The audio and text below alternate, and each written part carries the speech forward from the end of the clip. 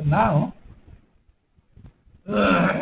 that we are conversant with the basic of Smith chart, how to locate a load on the Smith chart, and then how to find out the length of a transmission line. If the length of the transmission line is given, how to find out what is the input impedance or impedance of the Smith chart. Those things we are conversant. Now let us come to the real part where the Smith chart is used, or real part of actually the RF and microwave circuit that we are reading, that we discuss. The real part is the matching. What is matching? You have already studied something called network analysis and circuit theory, etc. There what you have seen is the a theorem which is called maximum power transfer theorem. So maximum power needs to be transferred from a source to the load. So from one point you have to transfer the power to the other point. Why that is necessary? Otherwise, if you do not transfer the power, then power will be lost. In some other manner, power will be lost. We require to transfer whatever power is available at the source. Maximum, most of the power should be delivered to the load. Load can be, for example, look at what can be load. Load can be an amplifier. So, if you have an amplifier, then we have a generator which is the oscillator, or which is the, in the department you must have seen, if you are giving input to an amplifier, if you do an experiment with amplifier, either in the department or in your BSc level, if you have done an experiment with amplifier or any circuit, diode, then you are using a source or a generator. From the generator, wave generator, you use a wave generator. From that, you connect two wires to the input of a transistor. So, between the base and emitter, you use connect the wires. Now, we expect that whatever power is generated at the generator, wave generator, that power will come to the input point of the transistor, and transistor will amplify that, and you will get the output power. Now, if that power does not come here, or the power comes to the transistor and gets reflected back towards the source, that is actually a loss. Power will be lost, you will not use, that is not useful circuit. So, you always require that maximum power should be delivered to the load. Now, to do that, we look at this example. In circuit, it is the maximum power transfer theorem says that the input and the load, they should be complex conjugate of each other. The source and load should be complex conjugate of each other. We'll see an example how that is sometimes misleading. That example we'll see later, sometimes later, but that is what is given. Now, suppose the input impedance is, input impedance means the input impedance of the load.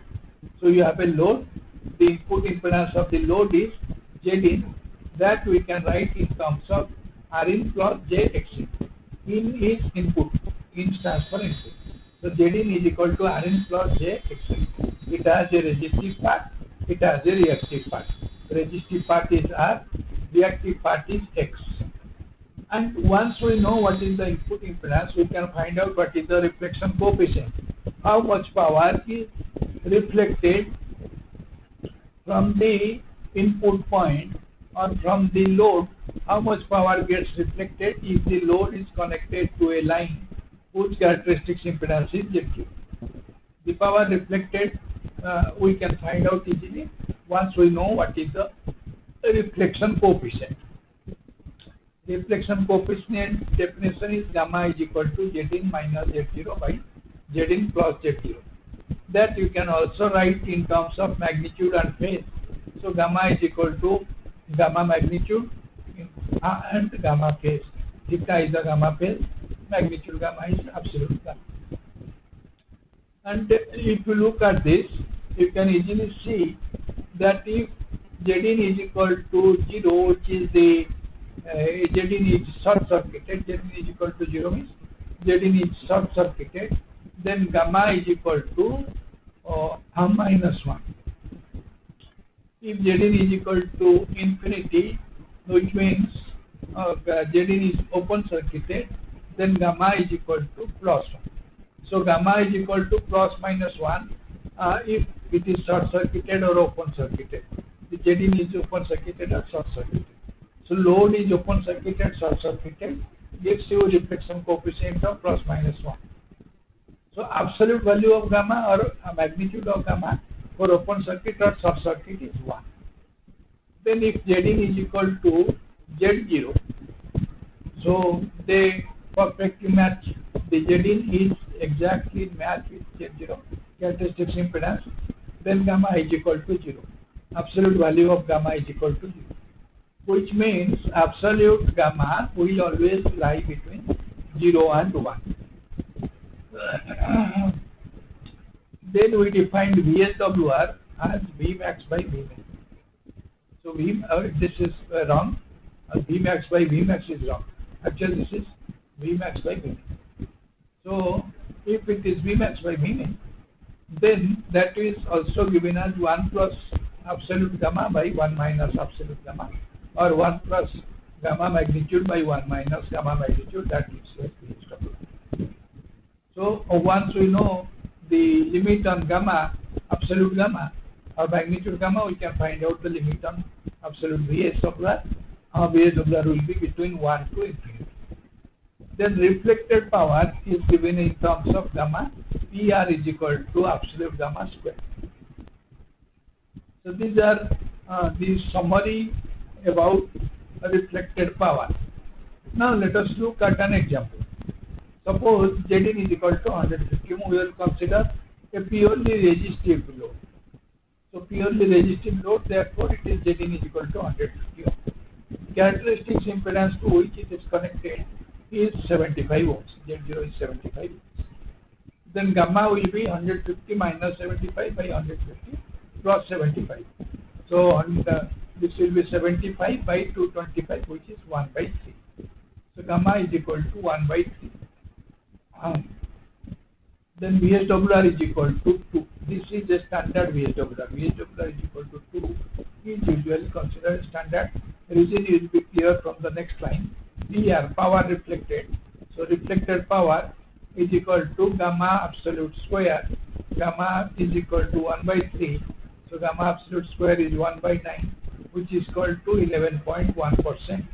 That is approximately, we can take it to be around 10%. So 10% power, reflected power, is acceptable in RF and microwave. So we can reflect up to 10% of the power. So long as you are observing 90% power, you are delivering 90% of power, 90% or more power to the load, that is acceptable. So 10% is acceptable. So 10% reflected power corresponds to a VSWR of 2 or a gamma of 1 by 3. So gamma of 1 by 3 is a standard, or VSWR is equal to 2 is a standard in microwave and RF, radio frequency and microwave. Everywhere we take this as a standard in academics, not in industry. In industry, mostly this is a standard, but depending on the application, this will change. But this is a standard in academics. We take it to be a standard. Now let us see what happens when we consider the impedances. So look at this. We have here a load which has impedance Z. It is connected to a characteristic line which has characteristics impedance Z0. It can be a line or it can be another impedance, input impedance, which is Z0. Load is connected to input impedance, or load is connected to source impedance, which is Z0. Purpose here is to transfer maximum power from Z0 to Z, right? And since Z is not equal to Z0, if Z is not equal to Z0, then we require some sort of arrangement between Z0 and Z so that maximum power will be transferred from Z0 to Z. So Z, when we look from Z towards Z0, we will see an impedance of Z. If we look from Z0 towards Z, we will see an impedance of Z0. So they look as if they are matched. But this, because of this transformer, the transformer is in between. So because of the transformer, if you look from Z towards the transformer, you will see Z. If you look from Z0 towards the transformer, we will see Z0. So the transformer, function of transformer is matching the impedances. If impedance is matched, maximum power will be transferred. So to transfer maximum power, we will require a impedance transformer in RF and microwave circuit. Now there can be three situations. The first situation is there is a load R, there is a purely resistive load R. So Z is equal to R. There is a purely resistive load R which is connected to a transmission line or a waveguide whose characteristic impedance is Z0, but Z0 is not equal to R. So they are different. If they are different, then for maximum power transfer, what we will do is we will put a transformer, a power transformer. We will use a transformer whose characteristic impedance is Z0X. Now, if I look from R towards the transformer, then we will see an impedance of R. If we look from Z0 towards the transformer, we will see an impedance of Z0. So at B, if we are looking from B towards A, we will see an impedance of R. If we are looking from A towards B, we will see an impedance of Z0. The characteristic impedance of the transformer is Z0X. It is terminated on R, on a load of R, and it is fed by a transmission line of characteristic impedance Z0. The second situation can be, this is one situation. There can be another situation in which we have R1 and R2. So at A, at the side A, we have a pure resistance R1 connected to the transformer. On the side B of the transformer, we have a pure resistance R2 connected to it. And if from side A we look towards B, we will see R1. From side B we look towards A, we will see R2. Characteristic impedance of the transformer is ZOX. So then, if we find out proper characteristic impedance of the transformer, so we design transformer appropriately so that its characteristic impedance is Z0X and it gives these characters. If you look from B towards A, it is R2, you are seeing an impedance of R2. You are looking from A towards B, you are seeing an impedance of R1. This is what is called impedance matching. You are matching R2 to R1 and R1 to R2. Similarly in the past. Second case, third case can be, there can be two transmission lines, infinitely long transmission lines. If you have an infinitely long transmission line, approximately infinitely long transmission line, then you know its characteristic impedance is its input impedance. So suppose we have a impedance transmission line whose characteristic impedance is Z01. Another transmission line is characteristic impedance is Z02. At their junction, there will be reflection. If we join Z01 with Z02, there will be reflection. We have to avoid the reflection. Power should be transferred from Z01 to Z02. So between these two transmission lines, we use a transformer. If we put a transformer of characteristic impedance Z0X, then looking from point A, which is from the transmission line Z01 into the transformer, we will see impedance of Z01. So that is matched. Looking from point B, that is from the transmission line with characteristic impedance Z02. If we look into the transformer, we see an impedance of Z02, so the impedance is matched. So these are the three possible cases where impedance matching can be done. In which way we can do the impedance matching. Now let us do some theory. You remember this equation. Zin is equal to Z0 into ZL plus JZ0 tan beta L by Z0 plus JZL tan beta L. This is the input impedance for a transmission line of length L. Beta is equal to 2 pi by lambda. This we know. Now let us normalize this. So Zin, if we divide both the sides by Z0, normalize Zin, which is small Zin, is equal to ZL plus J tan beta L by 1 plus JZL tan beta L. Now what we will do is divide the numerator and denominator by J tan beta L. So that will give us 1 minus JZL cot beta L by ZL minus J cot beta L.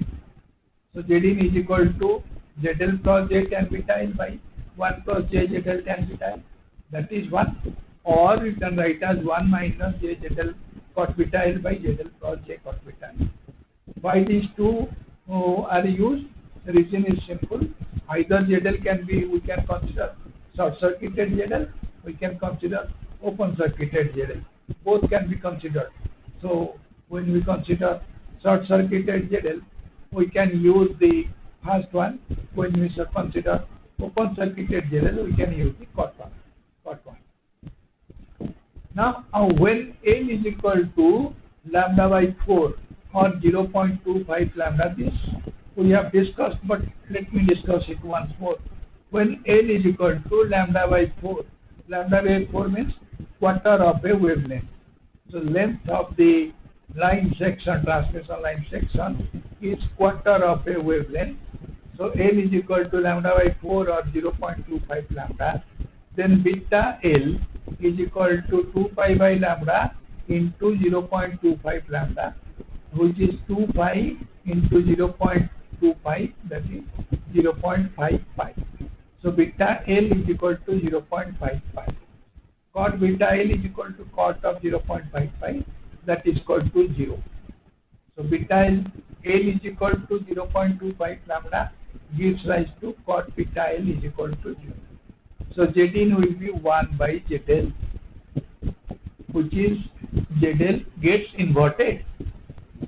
So ZL becomes 1 by ZL. So Zin becomes 1 by ZL. So if we have a transmission line section of 0.25 lambda, that inverts the normalized impedance.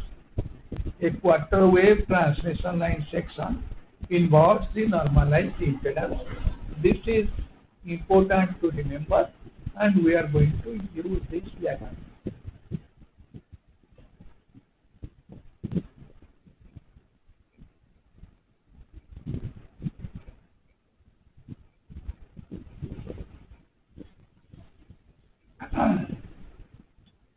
Here we are seeing a Smith chart, complete Smith chart. In the complete Smith chart, the horizontal line is called the resistance line also. Horizontal line or the resistance line. There is no reactance X is equal to 0. At the center of the horizontal line, small r is equal to 1 or normalized resistance is equal to 1. Towards the left, small r is less than 1. Towards the right, small r is greater than 1. If you come to the extreme left, small r is equal to 0, that represents the short circuit. If you go to the extreme right, small r is equal to infinite, that represents the open circuit. Now, open circuit inverted is short circuit inverted is open circuit. We have just now seen that by moving a distance of lambda by 4, we are inverting. So therefore, if you are at the short circuit, move to the open circuit, how much you have to move? Lambda by 4.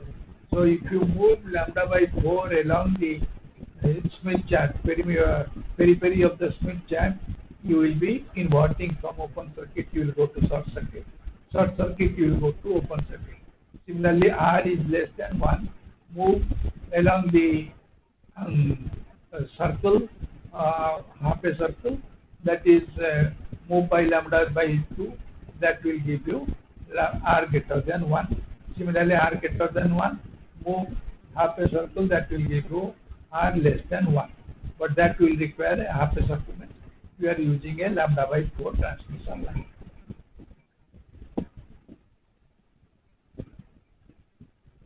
Now, we have seen that for transformation, we were using, first let us use R1 to R2 transformation.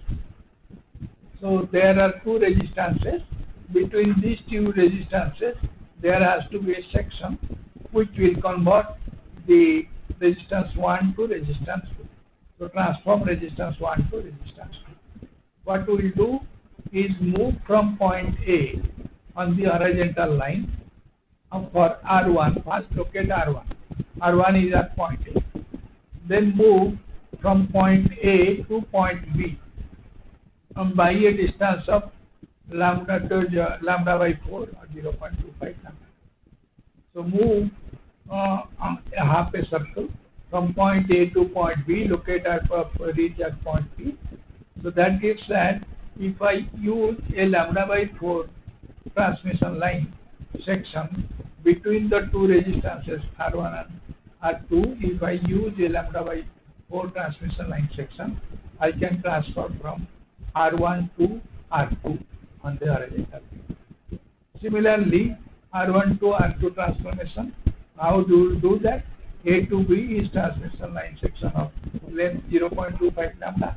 A to A, if you come back to A to B, then B to A, that is 0.5 lambda.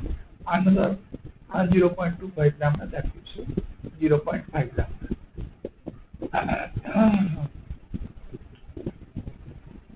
So this is what is called a Quattro wave transformation or a Quattro wave transformer.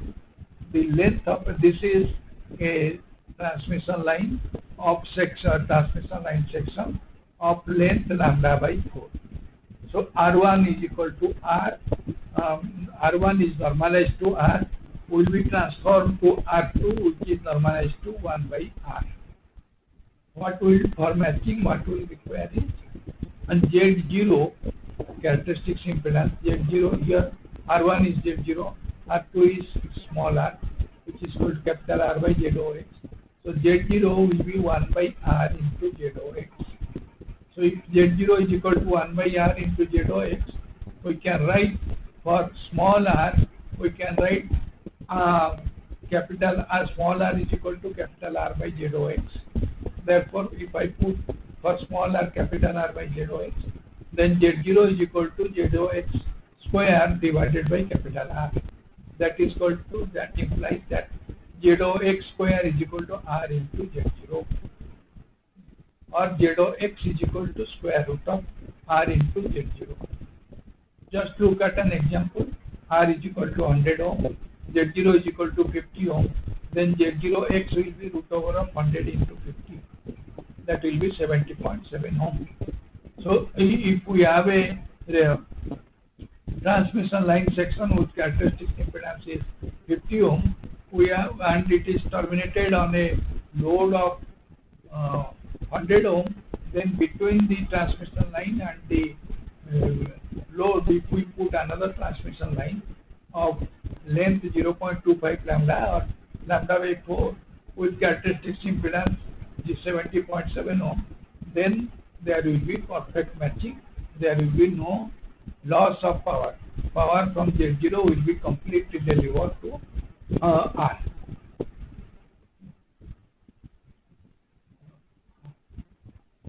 So here we use a single lambda by 4 section. Can we use more than one lambda by 4 section? What is the difficulty with a single lambda by 4 section? With the moment we say a lambda by 4 section, lambda is related to frequency. Lambda is equal to C by F. So once the frequency changes, small change in frequency will now, with that small change in frequency, this section will no longer remain lambda by 4. Since it will no longer remain lambda by 4, impedance matching will not be perfect. So there will be mismatching in impedance if there is small change in frequency. So to avoid that, what we do is we use multiple sections. Multiple section matching is used. So multiple sections of lambda by 4 transmission lines we can use. Here we are showing you a simple example of 2 sections that you can extend up to n sections. So we have a load ZL, input is Zin. Between them we have 2 transmission line sections. One section is Z01 and the length is lambda by 4. Other section characteristic impedance is Z02 and characteristic impedance is Z02. Length is lambda by 4. So if you look towards the first transmission line, which is connected to the load Z01, so at the input of the Z01, the impedance will get Zin1. So Zin1 will be from the Quattro principle, Zin1 will be Z01 square by ZL. Okay. Now for Zin, the load is Zin1. So for Zin will be Z02 square by Zin1. Zin is equal to Z02 square by Zin1. Now Zin1 is equal to Z01 square by ZL. Put that. So Zin is equal to Z02 square by Z01 square by ZL. That is equal to Z02 by Z01 square whole square into ZL. So Z02 by Z01 is equal to root over of Zin by ZL.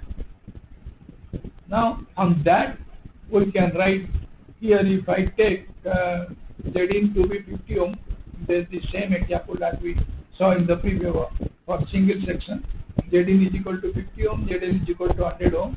So Z0 by Z01, Z02 by Z01 is equal to 1 by root 2. Now there are 2 unknowns and their ratio is given, which means we are free to take any value of Z02 and find out Z01, or we are free to take any value of Z01 and find out Z02. But that is not an intelligent choice. An intelligent choice, for example, suppose you want to go from Berhampur to Bhubaneswar. The shortest path is Berhampur to Balugaon, Balugaon to Bhubaneswar. So you go from Berhampur to Balugaon, from that Balugaon you go to Bhubaneswar. That is the path that you will take.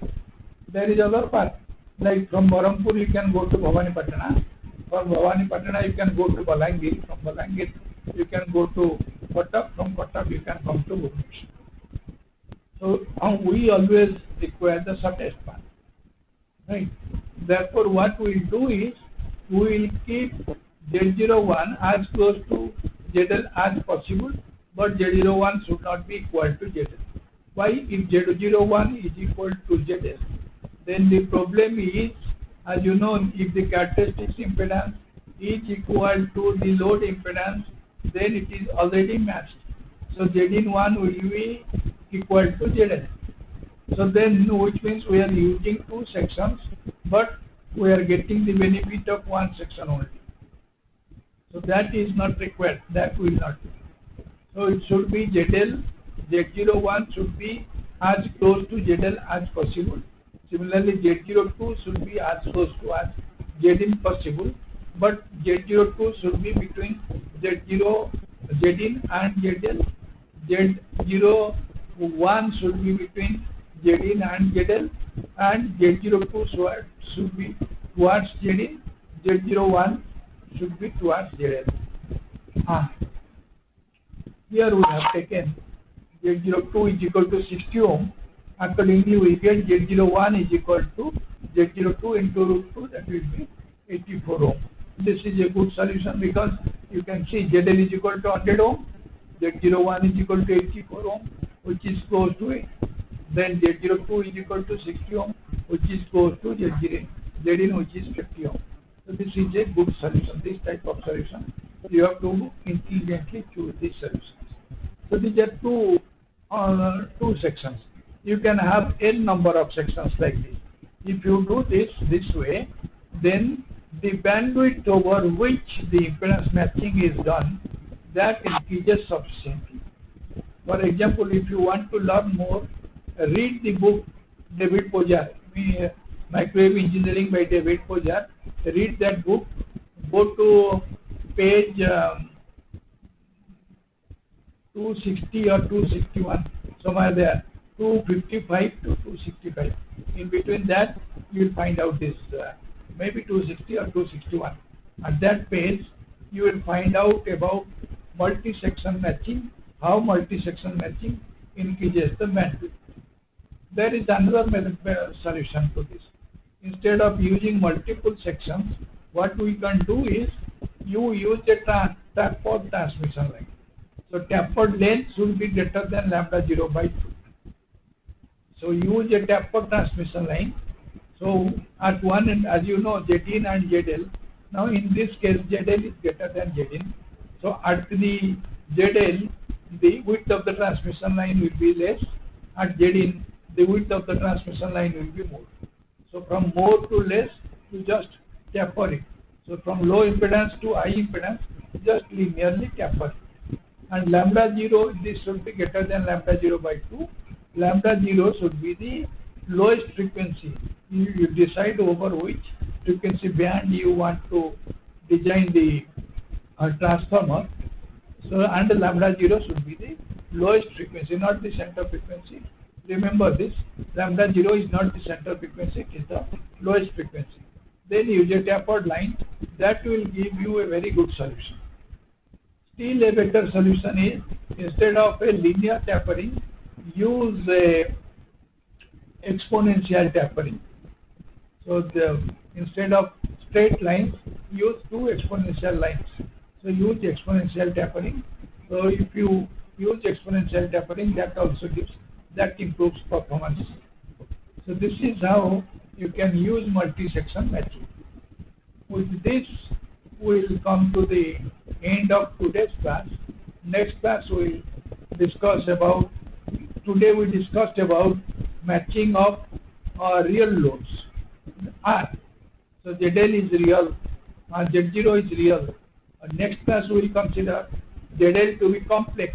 When the load becomes complex, then complications creep in. So we have to deal with those complications that we will discuss in the next class.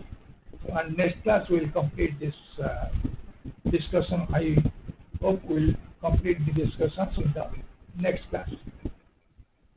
Thank you. If you have doubts, I will be happy to clarify them.